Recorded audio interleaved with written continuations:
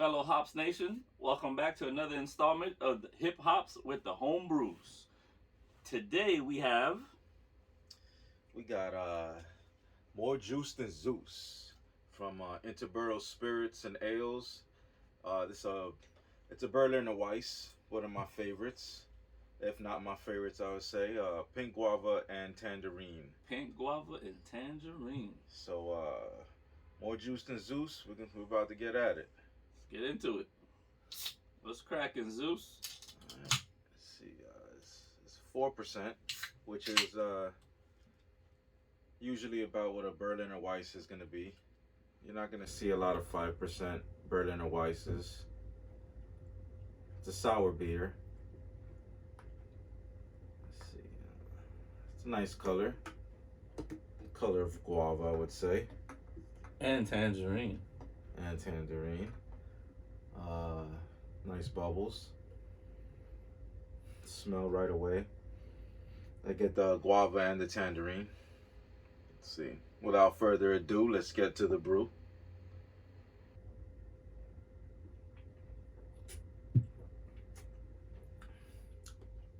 Yeah. So you get the tartness right away from it being a Berliner. Tangy. The guava comes through. Let's see.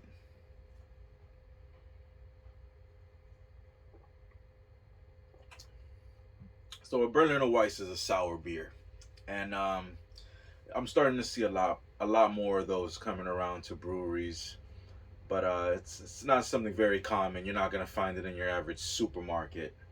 You know, you might have to go somewhere different to find one, but definitely my favorite style beer. I'm into sour beers. So.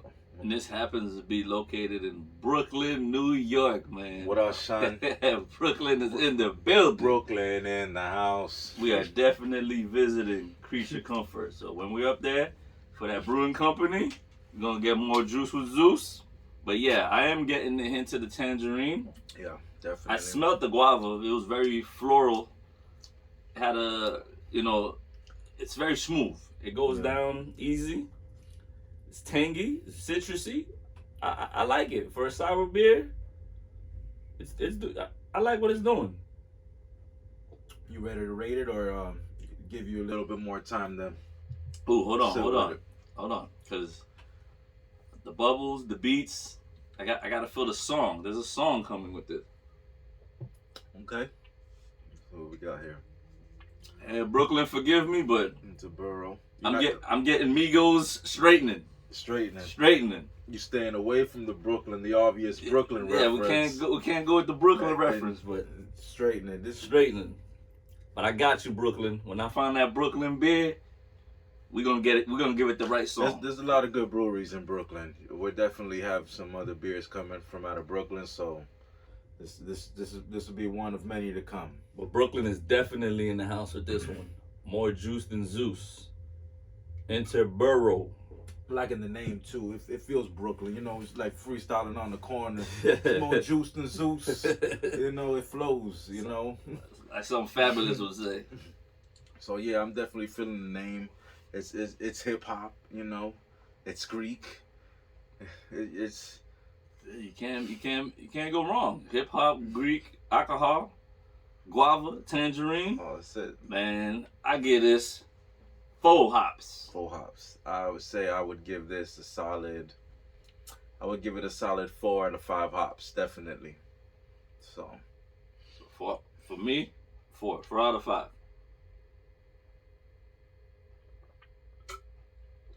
Definitely got one with this one, Brooklyn. Yeah. So if you're in Brooklyn, check out the Interborough Spirits and Ales. Okay. Get this more juice than Zeus. We purchased this off of Tavor.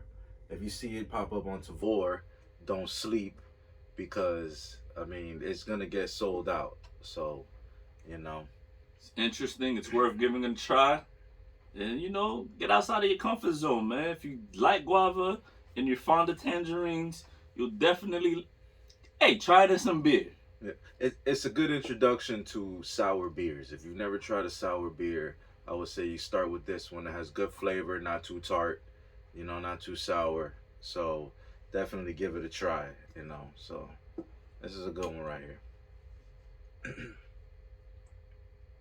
So on that note, So that was the brew from the two bros. So now on another note, we're gonna get into some topics. So now it's time for some hip hops. What you got? Well, you know we gotta move the needle and steady focus on the culture. First things first, we're gonna speak on the Verzuz and the brand and what it's been doing for, you know, just the state of the culture and Hip hop. And hip hop. Well, I mean, it was definitely cool during the pandemic. It gave you something in the pandemic, you know, the people on lockdown. Hey, you seen the Verzuz, this and that and the other, you know. It's nice to see it transition out of pandemic mode and now into actual concerts, giving, you know, performances. Performances from people you wouldn't normally see perform together. Yeah. Let alone perform at all. Okay. You know, so the nowadays. So the evolution of the Verzuz has to be a must as we transition out of the lockdown phase and things start to open back up again. Which I think they did a good job of doing, you know, with concerts, you know, like, then now it's like a concert venue instead of, you know, you could still stream it, but you could actually go live and go see it now too, so. Shout out to Swiss, shout out to Timberland, great idea. Yeah. Way to, you know, be innovative and creative and making new things happen in hip hop. Which one's your favorite verse? Woo! My favorite verses, I gotta go Gucci Mane, Young Jeezy. Okay. Gucci Mane, Young Jeezy, classic verses. That's a classic. It was good for the culture. Instant classic verse. Like, again, you had to be there, and if you wasn't there, you got to witness a moment in hip hop history that was just like, wow, we never thought we'd see that. To go back to your point where you said, like, yeah, you never think you see those two people on the same stage, and you know, like, that energy's there and it's good, and you know, it's needed. What about you? What was your favorite? I mean, I want to say that was my favorite, but I'm gonna go somewhere different. Definitely Locks verse Dipset. Oh, you know, D-Block verse Dipset. That was a good one. Jadakiss was a one-man show. Jadakiss showed up and he chose violence right away. Immediately. Okay, immediately. Dipset, and I was team Dipset, but they wasn't ready. They wasn't ready. The Dips is the homies, but man, like, we didn't see that coming from the Locks. Like, what? And I bet Diddy was somewhere like, that's what I was been telling them. That's what they were supposed to do the whole time. I feel like Cam should have came out in something pink, maybe the pink fur, the meme. He should have came out with the same outfit as the meme. Start off with purple because you're gonna expect the pink. Okay. And then transition into the pink. They didn't think Jadakiss was gonna come out firing. Kiss came out swinging, fully auto. Okay, just... He had switches on his Glocks. He had his choppers auto. Everything was on auto, man. So, Flamethrower, Kiss, man. So, that one was good, though. That one. Kiss was picking up every appliance out the kitchen, throwing fire at him, man. But yeah, that one was tight. Yeah, but still, I would say even the Bow Wow Soldier Boy one was that was a good one too. Yeah. That was a good one too. That was very good. Yeah. And then I like how, you know, they were bringing out other guests. It was almost like you said, Romeo did. You know what I'm saying? Because it was supposed to be Romeo, and they still let Romeo in it. You know, it was all love. So that was a good look. Yeah, I was digging it. And also honorable mention, we gotta, you know, give the Snoop Dogg DMX one. That was like a good energy. You know, you want to see that. Got the two dogs there. Yeah. You know, like music wise and sonically, to me, it didn't make sense, but I got it because they're the two biggest dogs in hip hop. Yeah. It was a dog thing. It was a dog versus dog. Yeah.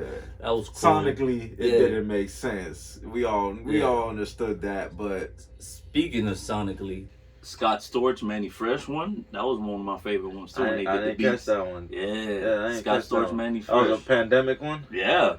That was pretty early. That's back when they weren't even on they was just playing the songs. They using it. Yeah, that one had trying to figure it out. Yeah. I'm gonna go back and catch that one. I think they were in the studio for that one. That one was a good one. Yeah. I was really rocking with that. I think I remember hearing about that one. It was one of the early ones. Mm-hmm. And then I believe as far as Verzuz goes, you know, they got some. I hope it stays interesting and fun, and they keep like reinventing it and keep evolving with it. Don't just keep it stagnant or keep doing the same old things. Because even when they did the Ludacris one, yeah. So even with the Ludacris versus Nelly for the brand Verzuz, Yeah. I was just like, okay, now they missing me with that one. I don't know, was it because they had like the most? I mean, that was pop hip hop at the time. Okay. Like Nelly, Ludacris, that was they era. You was there. But Luda, you was there for that one. Okay, Nelly's more so the crossover artist. He's gonna give you the hit. He'll give you the album. Luda had hits. Luda can spit though. That he could. Luda's a rapper. Yeah, but people don't know that. They know him for his hits. I feel you. Luda got bars. All right. All right. But but everybody know Luda for his hits. So the hit singles. Okay. Again, some I miss. He had those. I like the ones I don't need to think too much for, man. That's why the Gucci and Jeezy, it made the most sense to me. When 2 Chainz went up against Rick Ross, that one I'm like, nah, I don't get that one. Why that one? They did that one? Yeah. 2 Chainz and Rick Ross. I was like, man, why that? I guess Atlanta versus Miami or something. But I mean, nah, it was. We don't need that. I don't know. No, shout out to Ross and 2 Chainz. Yeah. Shout out to Ross. Shout out to 2 Chainz. Shout out Ludacris. Shout out every and anybody that has something to do with Verzuz. Keeps us entertained. It's great. I support it. I like it, and I hope it keeps evolving to bigger and better. So now, moving on to the next topic, while we still keeping the hip hops with the homebrews, let's talk about a very serious topic. Kodak's Black's depression. Is it serious? Is it a call for help? Or he just wants attention? What do you think? I mean, anytime somebody puts out that kind of message like he did, I would say take it serious. But I mean, I don't think Twitter is really the place. But I mean, who am I to say where is the place to express how you feel? So, I mean, you always, take it serious. Check on your peoples, and ask them if they doing all right. You know. Just because somebody say they all right, sometimes you gotta look. Actions always speak louder than words, so they can say they okay, and then in that same sentiment, they might not necessarily be okay. So to piggyback off what D said, check on your peoples, man. Make sure they're all right. And Kodak, if you do need some help, get that help that you need. And in other cases, if you just want some attention, man, come on, go through your phone, call log, just do a quick spin. Whatever the phone stopped, you call that girl, okay? I'm sure they all love to give you some type of attention or whatever it is you got going on. I just hope you stay healthy, keep making good music, get in that studio, man. That's the best way to vent, Kodak, man. Get in there, make that microphone bleed, make that microphone talk back to you, man. Keep making that good quality music, Look at that Kodak right here, man. This ain't orange, this is peach. We need you to keep going, man. Preach.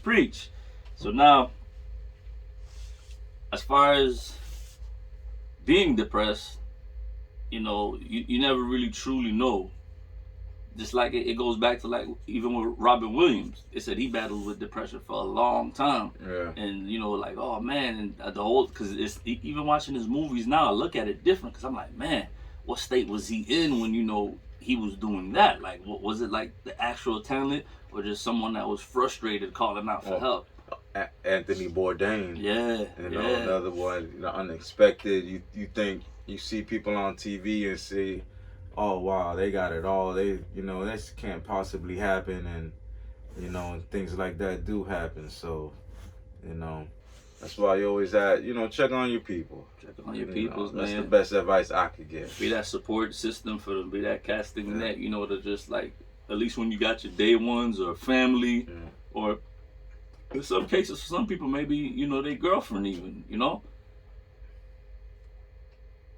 Something a good foundation to keep you solid.